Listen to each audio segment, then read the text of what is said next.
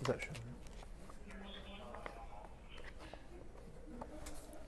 Good evening, and thank you for joining us for our 8 o'clock digital news update. We are live right now on all our digital platforms, including Roku, our app, our news website, as well as Facebook. If you're on Facebook, feel free to ask questions about the stories we discussed or anything you've seen on WTOC today. I'll get to those questions at the end of this newscast. And if you got a question I can't answer, we'll come back and get you that answer sometime this evening. We begin with some breaking news out of Statesboro right now. Portions of South Main Street in the city are shut down due to a fire right now. Crews are on the scene of a store called Party Impressions. WTOC also has a crew on scene. We'll have updates for you throughout the night. Look for the biggest update tonight on the news at 11. To a little bit of a sad story now. Lightning caught a Toombs County animal kennel on fire last night, killing all of the animals inside. The owner lost her own animals as well as the beloved pets of more than a dozen clients. This kennel has been around for almost 40 years. The fire took through 2 generations. Bureau Chief Dow Kennedy has the story for us. More than Tiffany Alexander could imagine. She and her family came home last night and looked at the kennel that's been in the family nearly 40 years. Looked closer and saw the smoke, and when I did, it was faster than I could speak it, but just, oh my God, my kennel's on fire. It started from a lightning strike to the roof that hit the wiring in the AC units. It burned from here, 4 joists over, or 4 rafters over that way, and about 3 this way. Right here was where your main fire was at, over the kennels. It didn't burn through the roof, so the smoke filled the downstairs shop and the kennel. And that actually is what caused the death of the animals, was the smoke. 22 dogs and cats, including Tiffany's own animals. My heart bleeds for these people, these animals, and I just have to keep telling myself, it was out of my control. She says she's tried to comfort the pet owners by phone, and they've done the same to her.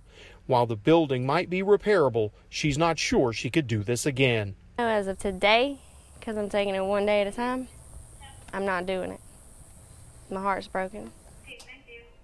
Really just a sad story there all the way around. Friends and loved ones are helping the Alexanders through this loss as they figure out what to do next. The kitchen wall. Now to a WTOC update for you tonight. 5 months after a van crashed through Savannah's Outback Steakhouse, 4 of the people hurt have filed lawsuits. Those employees are still undergoing treatment tonight in rehab at the Joseph M. Steele Burn Center up in Augusta. Amanda LeBreau has an update on their recovery and explains what they still want to know.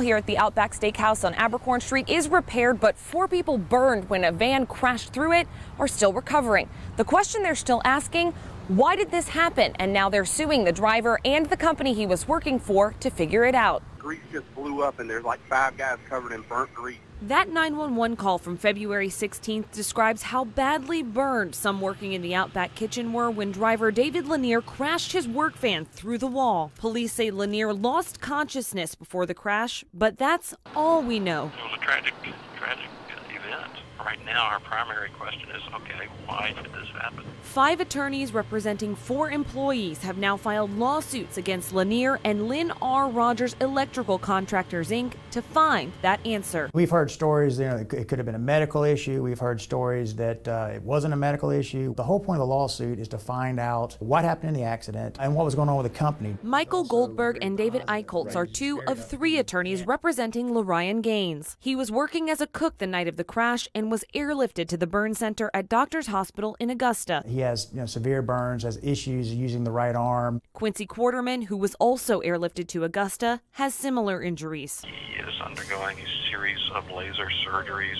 to try to release scar tissue to regain some of his range of motion. Restaurant owner Davy James and employee Brittany Wright, both represented by attorney Derek White, are also continuing treatment and rehabilitation for their injuries. Oh, there's no doubt they're lifelong. They've already altered both of their lives. White is the only attorney who specifies how much money he's hoping his clients receive. For James, he's asking for an excess of $1 million to compensate plaintiffs for their injuries, suffering, and damages, and for Wright, an excess of $10,000.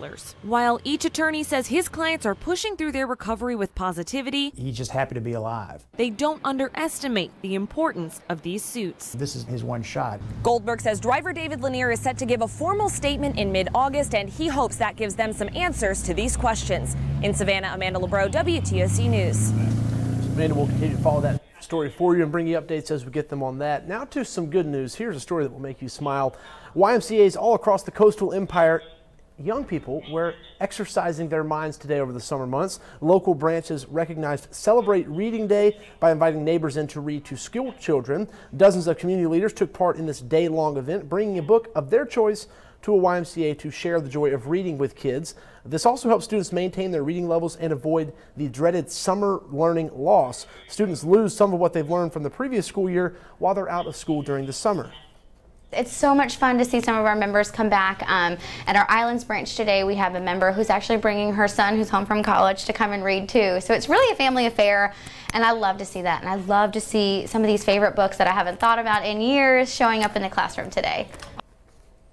The Celebrate Reading Day was rolled out in one YMCA last year. It was so popular there that all branches of the Coastal Georgia system participated this year. They are hoping to make it an annual event. I did see a question going back to our Facebook post. If you're on there, feel free to ask questions. Carolyn Dimmick asking what happened at that kennel. There was a lightning strike at the Toombs County Kennel Club that we showed you earlier. Unfortunately, all the animals were killed in that fire. Just a tragic story. Dow Candy's been following that, and he'll have updates for how the Kennel Club recovers from this terrible loss. Tonight at 11, we have a lot of news for you. I'm working on a story involving the Bluffton Police Department. The town is down to 2 finalists for that police chief position. Today, citizens had the unique opportunity to come to a forum and ask these candidates questions about their policing style and how they would police in Bluffton. I'll have that story for you tonight at 11. Danielle Lewan is working on a story with Katie Arrington. She made a public appearance today in Beaufort. You might remember that congressional candidate was involved in a terrible, deadly car crash about a month ago. She is now out of the hospital and campaigning. She runs against a Democrat in November. She beat Mark Sanford in the primary earlier this year. We'll have all that for you tonight at 11. We'll have so much more, as well as an update on that Statesboro fire that Dow Candy is at right now. We hope to see you there. Until then, have a great night. Jamie Earl is back at 9 with a weather update, and then Teddy Roundtree has another news update tonight at 10. I'll see you tonight at 11.